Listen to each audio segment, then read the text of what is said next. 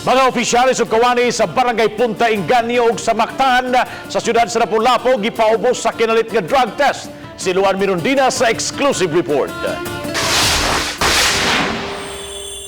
Tagsa-tagsang gipaubos sa kinalit nga drug test ang mga opisyales ug kawani sa Barangay Punta Inganyo alas 10 ganihang buntag. Unang mipaubos sa drug test si Kapitan Crisanto Istardo. Moabot sila sa 218 apan 73 lang kanila ang nakatambong tungod kay ang uban nag-field na sama sa mga taga Clean and Green. So ato yung gipasabot niya katong naa na dire, make sure that they will be able to undergo the drug test.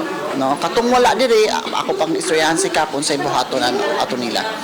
Mato ni Kapitan Istardo, gihangop nila ang kinalit nga drug test aron masuta ang mga taho nga may mga kawani silang tigamitan o gidiling drogas. Mas maayo nga naagid drug test.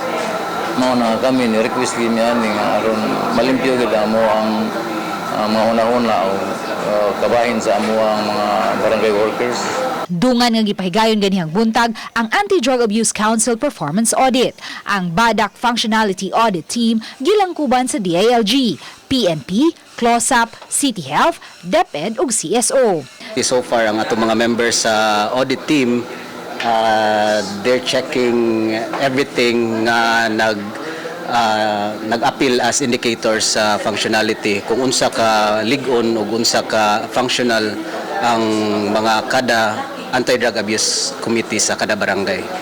Dili kalimod nga usa ang Barangay Punta Inganyo sa mga dapit dinhi sa dakbayan sa Lapu-Lapu nga paspas ang paglambo nunod sa sunod-sunod nga pagpamarog sa mga beach resorts. Apan dungan sa paglambo mausab ang paghitak sa gidiling drogas. Hinungdan nga gitinguha karon sa dakbayan ang paghingusog sa Barangay Anti-Drug Abuse Campaign.